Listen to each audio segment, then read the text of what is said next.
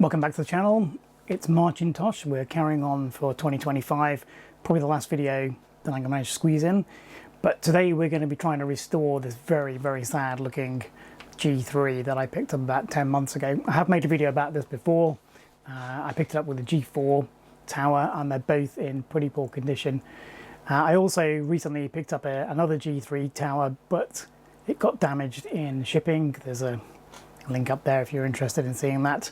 So what I want to do is repair or restore this G3, max it out in a way in terms of RAM, etc., and get it working with that really nice blue and white display that we picked up at the same time as the broken G3. This is going to need a lot of work. It is completely crusty, it's scratched, it's covered in cobwebs and dust, it's covered in paint as well, so it's in pretty poor condition, but we're going to see what we can do about it. This particular G3 is a 400 megahertz model with the optional zip drive and the bigger 12 gig hard drive. So this is probably a bit more top end when it was originally purchased.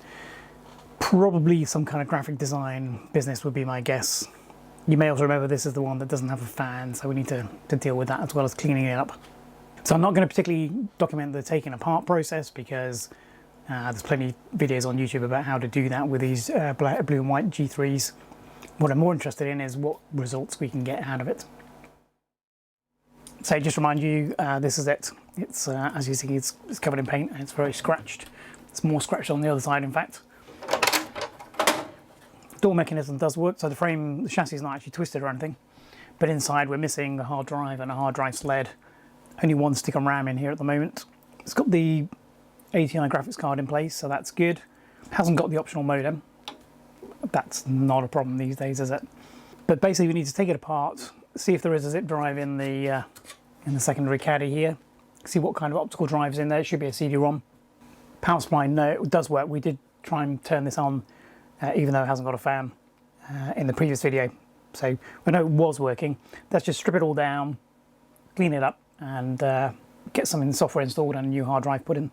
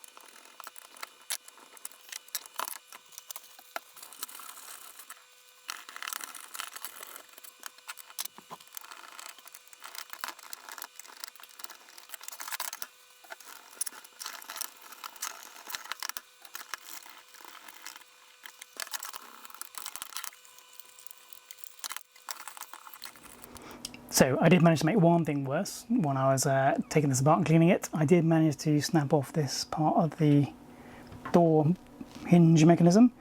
It's not the end of the world, but I am going to be able to replace that, I think, with stick it back in place with some super glue.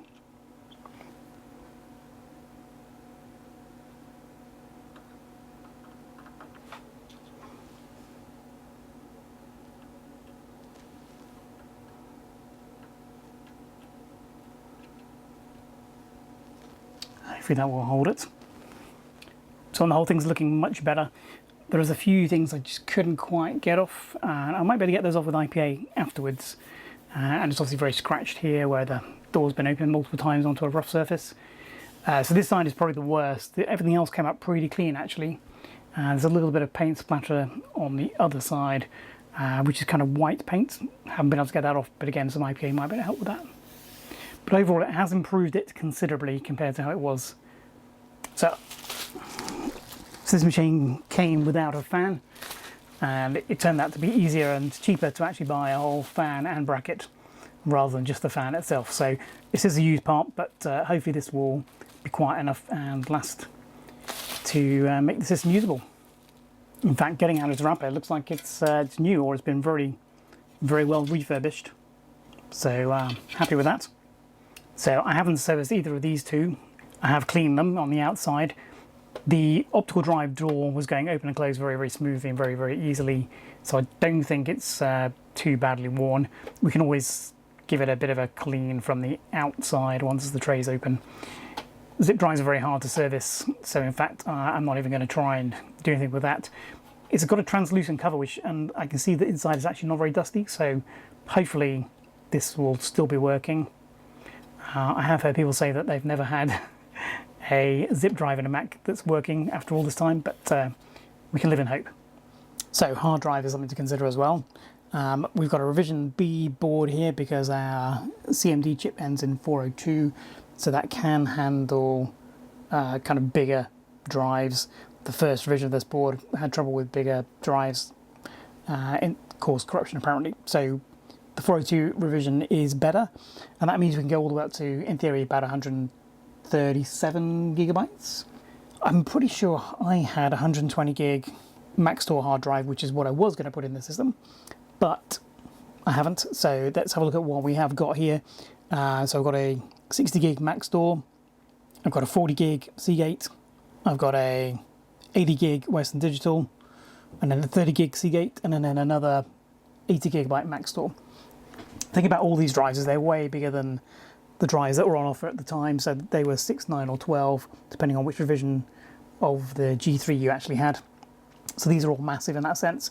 The other thing to bear in mind is this has only got ATA33, so all of these are 100 or 133, and these will all max out the bandwidth on that parallel ATA bus. So it kind of doesn't matter which one of these we have in terms of performance. Some are 72 RPM, 7200 RPM, some are 5400 RPM, so there's a little bit less latency in some of them, and you know, that potentially could help with performance, perceived performance anyway.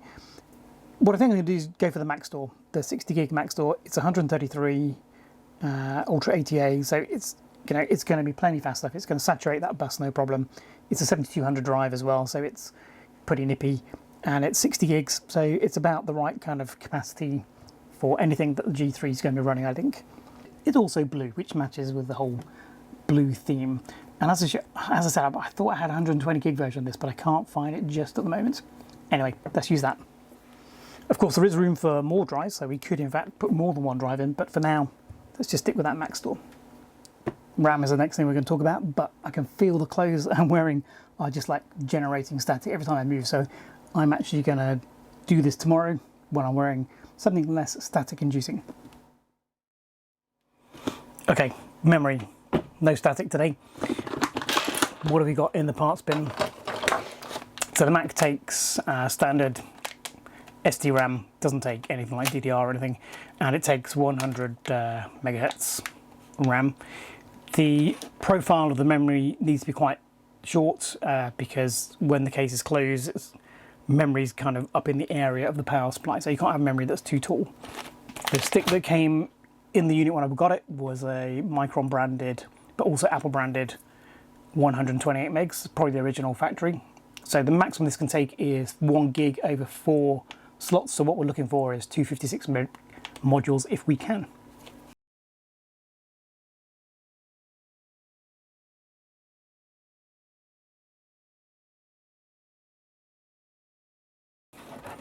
So I've got a bunch of stuff that's not correct.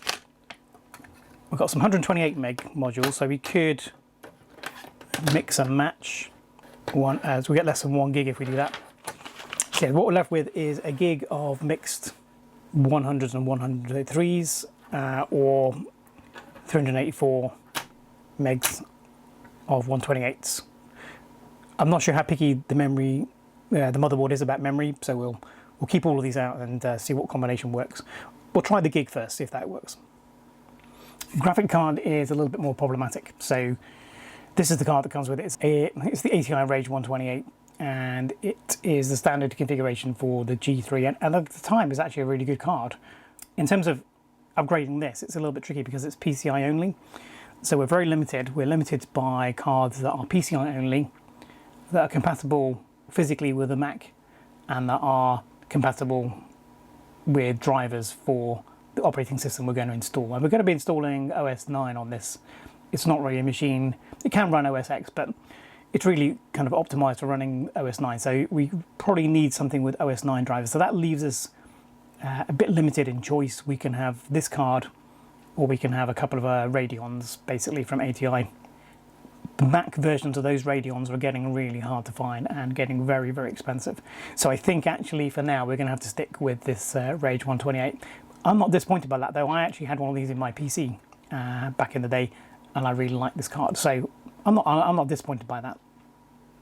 So the G3 without its plastic on is quite a rectangular case. It's just got these chamfered corners, but otherwise it's a pretty standard construction in many ways.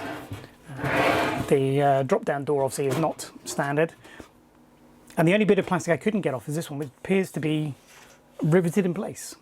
So couldn't get that off to give it a really good clean, but I've given it a good clean with some spray and kitchen wipes. So in terms of taking apart, I did take out the power supply too early, I think, and it got in the way of taking off some of the other bits and pieces. I'm going to put that back in first, I think.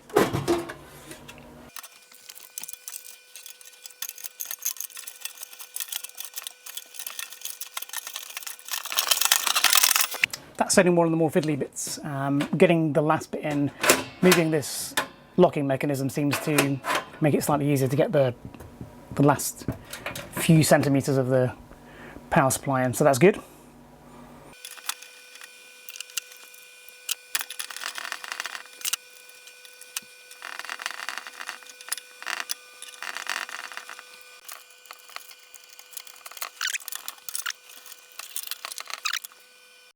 Okay, let's get the glue bits back on. So these have all come out really clean. I've managed to get a little bit of water behind this cover here. There's a plastic backing on it, but that should just evaporate over time. I got lucky in that none of the plastics got damaged on the removal. So I think that got damaged slightly by the washing is this label's got a little bit loose, so I'll take that off and then use some double-sided tape to put it back on properly. This was a little bit snug coming off the case lock.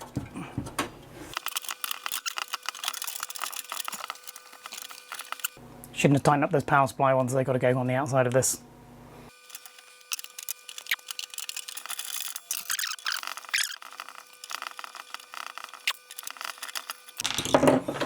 And unlike on a cheap PC case, the power supply doesn't fall out when you take out the last screw.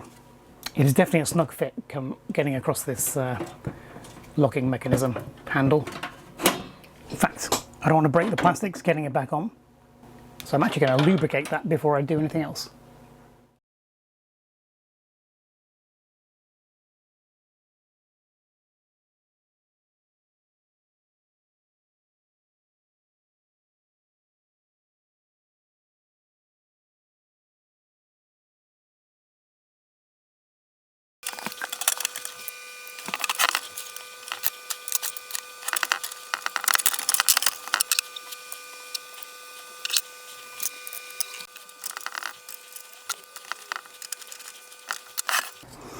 One handle came up better than the other, so I'm using that at the front.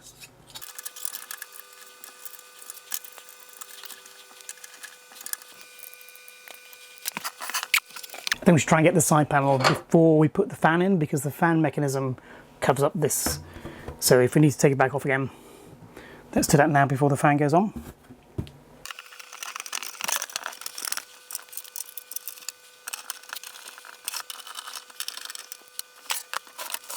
I'm tempted to get the feet on next just so that it's balanced.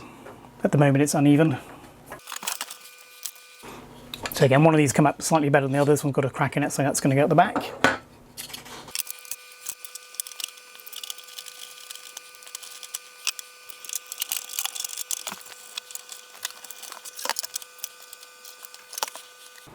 So unfortunately I can't swap the front and the back because of the cutout isn't going to be in the right place, so let's swap these back over.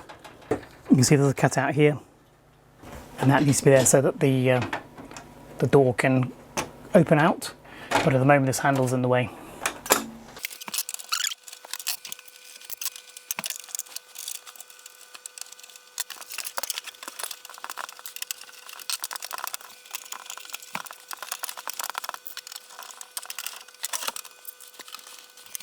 Both feet have lost their rubberized bumpers, so I'm going to put some clear stickers on there just to fix that up. Let's do the drive tray next.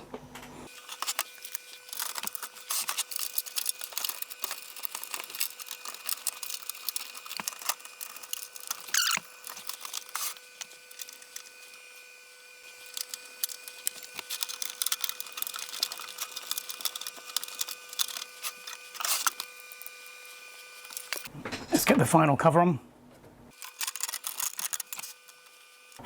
This is the bit I forgot to undo at the beginning. Hopefully that super glue is going to hold.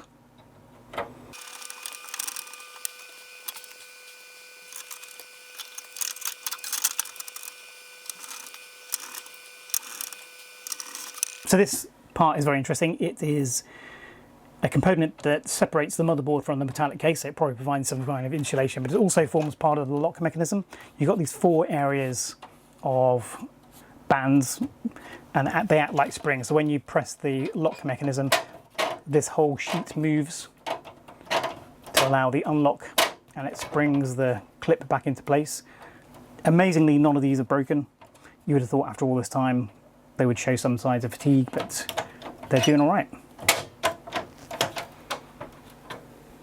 One thing I didn't check actually is it's got the right kind of connector on it. It was allegedly from a G3, but I never actually verified that. Here's the connector it's supposed to connect to. Looks like it's the same type. Let's off-rig up and have a look. Got to make sure you're not covering the screw on the left-hand side with the cables. The fan bracket doesn't fit flush with the back of the case. There's a gap around the back, and that allows these cables to pass through. But there's 2 little notches in the top of the bracket that slot into 2 slots on the underside of this tray, so just look for those when you're reassembling. Now comes the fiddly bit. We've got to get this fan connector on. It has connected up properly. Let's put the second screw in. So you do have to be careful here, you're not nicking any of those cables. You have to make sure this IDE cable and front panel cable are well out of the way.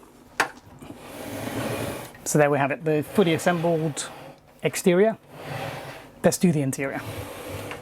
So we had 2 drive sleds for 3 drive bays. We're missing the drive sled from this bay, but that's okay. We've got the other 2 we can use. I think it may be easier to get that drive in now rather than later. As far as I can tell, the other 2 are identical, so it doesn't matter which one we use. So all the screws in the rest of the case are pretty much identical. There's 2 here that are different from everything else, but we didn't have the original drive screws because the caddy was missing, so I'm going to just use some out of my parts bin. So they've got to be the right thread, and they've got to be short enough that the heads don't poke out of the bottom of the sled. It's a little bit wide, it's sticking out of the side of the sled, so that's a no-go. So it's time to put the motherboard back in, but let's populate that RAM first. So these 256 meg modules are lower profile than the one we took out, so they should all be fine to clear the motherboard, the power supply. Let's just get those cables out of the way first.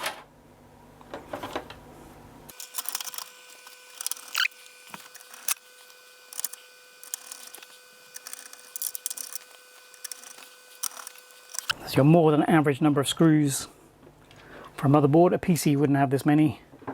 That one wasn't actually a screw, it was a standoff, so that the FireWire unit can sit on top. It's got all these connectors on. So the advantage of having a custom made case is that all the connectors, the cables, are all exactly the right length, which makes life much more pleasant. That's the secondary IDE going in there, and then the primary IDE goes here.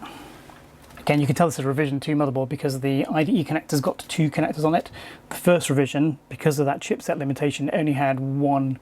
It was only possible to connect one device to it. So this is definitely a revision 2 board, judging by this cable.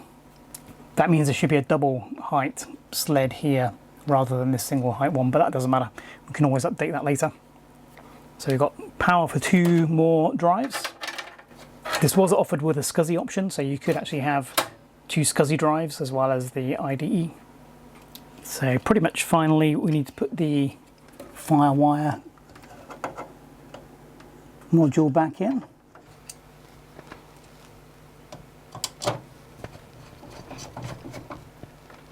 We'll do that final screw at the end. Let's get the graphics card in first.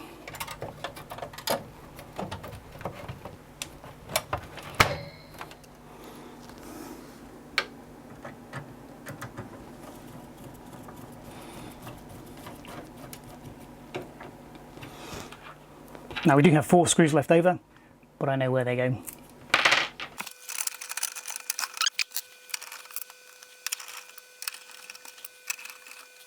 And there we go. We have a fully reassembled PowerMac G3. So it's not museum condition, but it is significantly better than it was to start with. I'll try and get some before and after shots. Oh, I've just spotted that we haven't connected the IDE drive, so let's do that. Power, that is.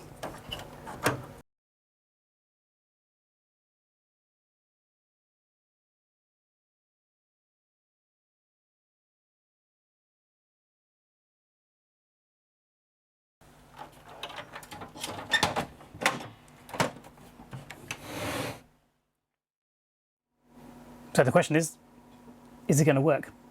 Let's find out. So here we have the beautiful Apple Studio display from the Christmas episode. Have a look up there if you want to see that. It's a great episode. It goes really well with this, obviously.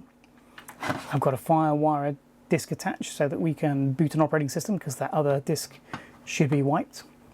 Let's turn it on and see what happens. Okay. Well, we have power. We didn't get a very good chime. It hasn't got a PRAM battery in, so whether that makes a difference. We're not getting a video signal either. That's worrying. So yeah, so we're getting a distorted and cut short chime and no video signal. I think the most likely reason for that is the RAM. So let's take some of that RAM out and see if we can get it to boot. The other thing we didn't do is check whether that fan's working. So let's do that first. Okay, yep, fan's working, but something's not quite right. I'm going to put back in the original Apple branded RAM. See if that helps.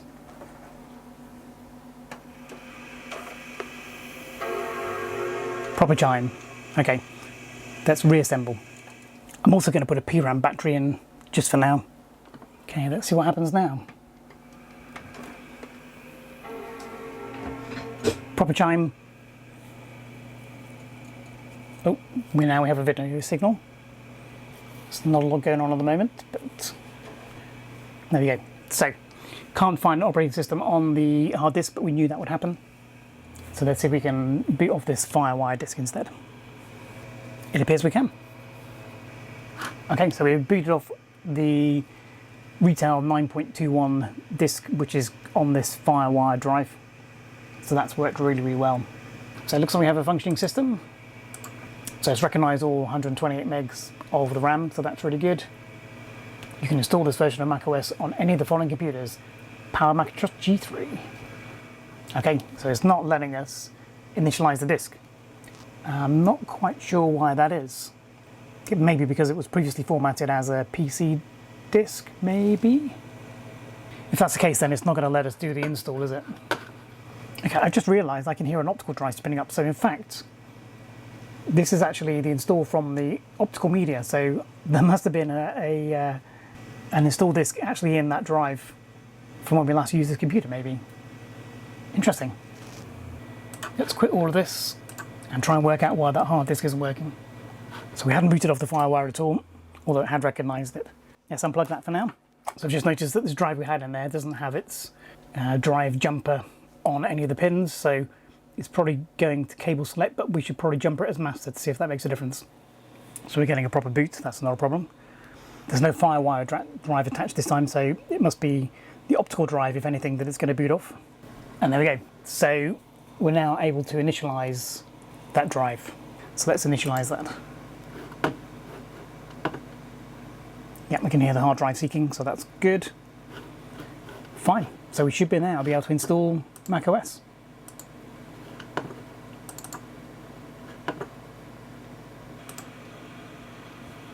Okay, I reckon it's going to take about 16 minutes. So let's come back when it's done. Yeah, success. Looks like we're booting off the hard drive, so that's all good. We'll eject that optical disk as well, see what's in there.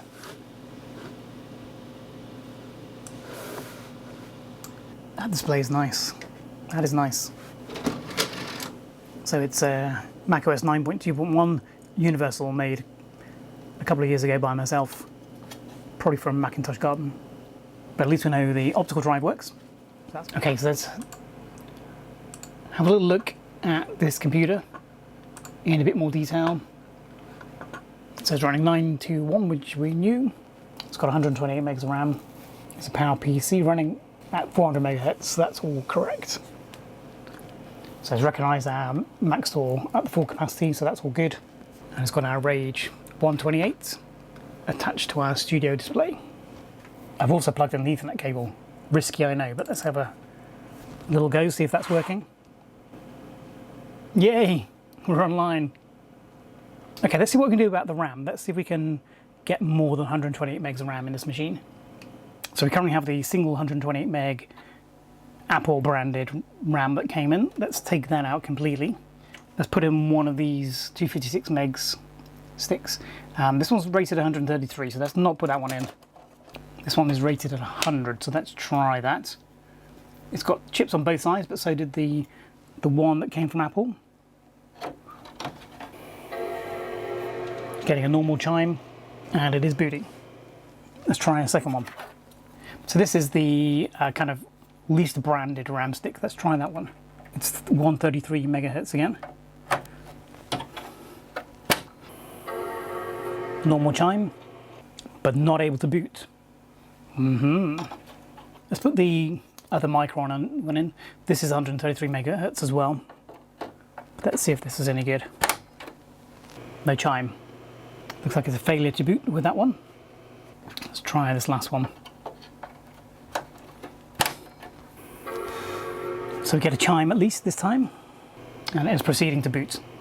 Okay, so let's try in the second RAM slot. So we're going to have half a gig with those two.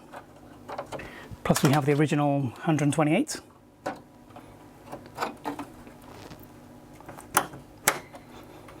Let's try powering on with that lot in. No. No boot. Let's take out the 128. Okay. Sounds like it's booting with the two 256 meg modules in, but wouldn't with the extra 128. I don't think they all need to be the same module size, but maybe they do. So although we've managed to get both sticks to install and boot, it's not recognising all of the memory. It's only recognising one half of one of those sticks of memory. One stick is double-sided, one is single-sided. Whether that makes a difference or not, I don't know. Or maybe it's the fact that it's the 133 megahertz bus stick is confusing it. Not quite sure, but we definitely need to get some better memory for this machine. Next question, does the zip drive work? I have a zip disk. I don't know what's on this. This is part of a cache of disks I got second hand, so probably a virus. Let's find out though.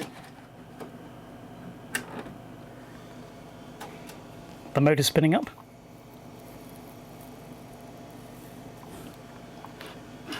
And it's mounted on the desktop.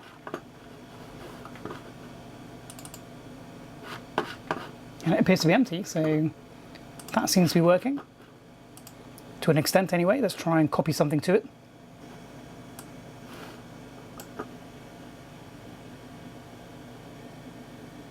Yeah, it's working. But will it eject?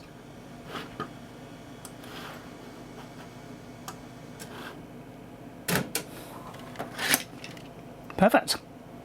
In that set of disks was this one labeled tools, so that should be the original OS install apps and drivers. I suspect it's been overwritten, but let's just find out as we've got a working zip drive. Hey, it's working. So working zip drive has given us the opportunity of transferring some apps and programs, games, onto this machine using a age-appropriate method. We could have used a network, but this just seems a little bit more contemporary. So a quick bit of benchmarking. We're using MacBench 5 for this. That came out just a couple of years before this computer, and its baseline system that it compares against is a PowerMac G3 300, but the beige one. So it seems quite a good benchmark suite to use. Could have used MacBench 3 or 4, but this seems more relevant. So this system is overall about 30% faster than the 300 megahertz previous G3 from the beige series, so that makes sense in terms of just pure CPU clock speed. It's about 30% faster, so that's all okay. It doesn't run the floating point by default for some reason. I think it will come out a similar number, maybe a little bit better.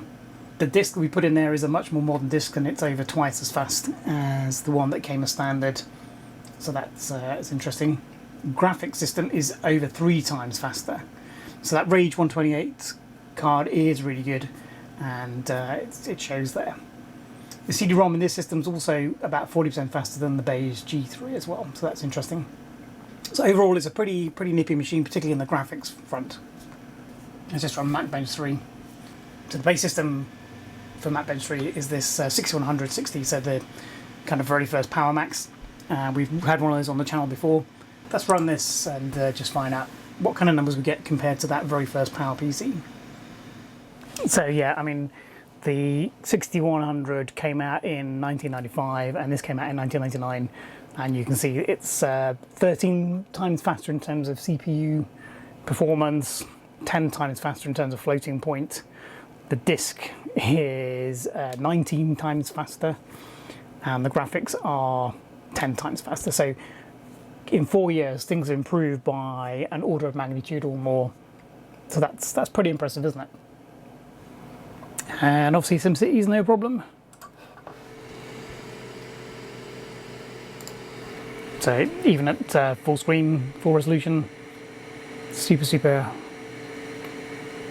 responsive. So that's not a problem. So we need to find something more challenging. How about a bit of Duke?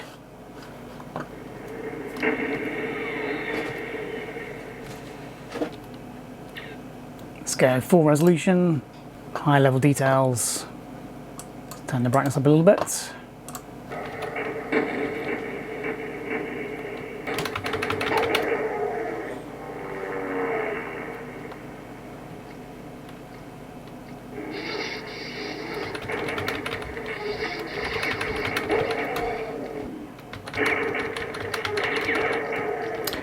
But we're not here to play DOS games, are we? We're here to play something that's Mac.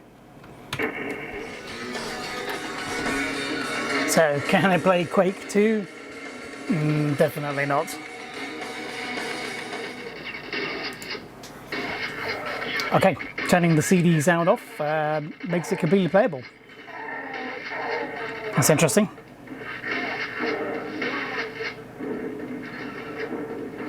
Running at 1024 by 768, it's also pretty decent, pretty playable actually. Plan to play Marathon. Let's find out. Marathon Infinity. Yeah, frame rates seem pretty good.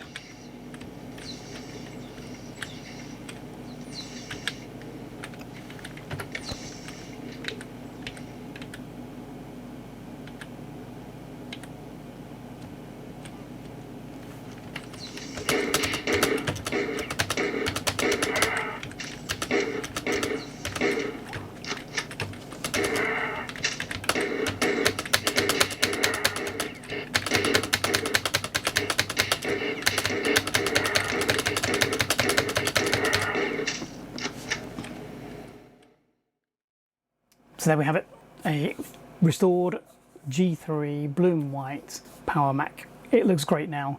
It looks 10 times better than it did at the beginning. It's also great that it's working, replacing the fan and adding some extra memory. You know, it's got it all working on a hard drive, obviously. And performance-wise, it's doing pretty good. You can play pretty much any classic OS, you know, 9 and below games. It's powerful enough for that. It's got a working zip drive, it's got a working optical drive. In terms of what we do with it next, I mean, we could max out the RAM to a gig. macOS 9 does support up to 1.5 gigs. The motherboard supports 1 gig, so you could max out the RAM. But I don't think there's many apps that are really going to challenge it at that kind of level of memory. Hard drive is much bigger than would have been available at the time, and therefore a little bit faster. I was looking through some adverts from a magazine from when this was released, and you can't really buy at this point retail a DVD drive, certainly not a DVD writer, so upgrading the optical drive to a DVD feels a little bit like cheating. Doesn't keep it very age appropriate at this point, but we could upgrade it to a IDE DVD drive or even a DVD writer. The FireWire stopped working. I think that's because of one of the utilities I installed. We need to work on that, but otherwise we could have been moving files around on FireWire, but it was fun using that zip disk for a change. So it can play, you know, most of the kind of contemporary 3D games with that graphics card. Quake II ended up working once we turned off the CD audio, and together with that studio display, it looks really, really great. I'm really pleased with how it's turned out. Hope you enjoyed watching the video. That's the last video for Macintosh for 2025, and we'll be back to normal programming for next month.